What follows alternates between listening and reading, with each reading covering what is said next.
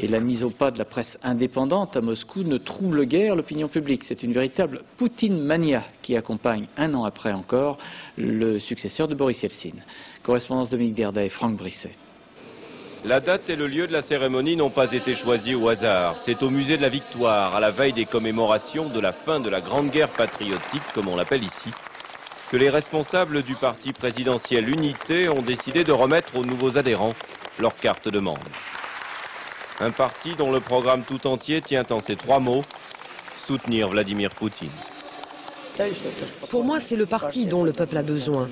Peut-être qu'à mon niveau, je pourrais lui être utile. En tout cas, j'espère que lui aussi n'oubliera pas de me venir en aide. Depuis qu'il a succédé à Boris Yeltsin, la cote de Vladimir Poutine est toujours aussi élevée dans les sondages.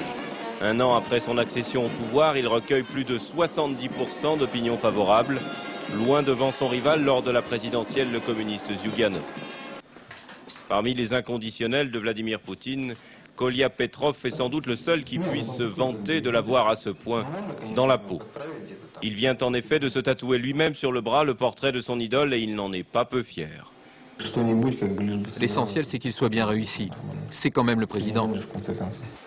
Avec l'effondrement de l'Union soviétique, les peintres officiels semblaient avoir trouvé d'autres sources d'inspiration que les secrétaires généraux successifs de l'ex-parti unique.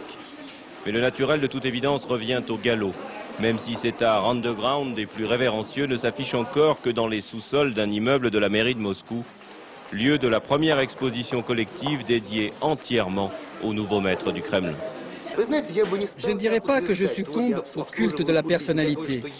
Je dirais simplement que j'y contribue en peignant ce qu'on me commande. Le sculpteur Alexandre Palmine a lui trouvé le filon qui devrait faire sa fortune.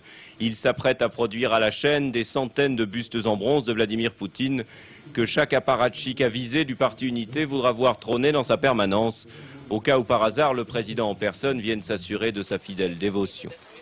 Et si de Saint-Pétersbourg à Moscou, chacun rivalise d'imagination pour plaire à celui qui s'est juré de rendre à la Russie sa grandeur, dans le petit village de Stary Izborsk, on vient déjà en pèlerinage de toute la région se recueillir, là où le président s'est arrêté quelques instants l'été dernier.